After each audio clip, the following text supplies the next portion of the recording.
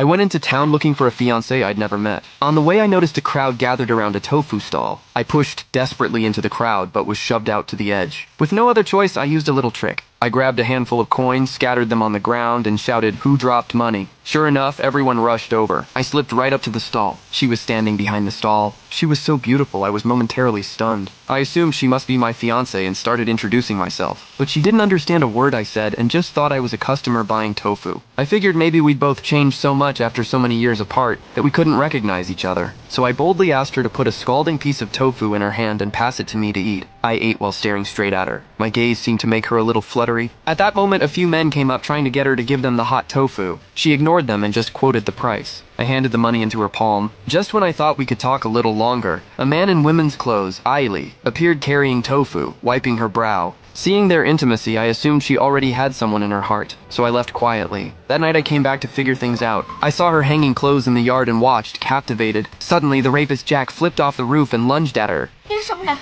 我是请你回山寨的。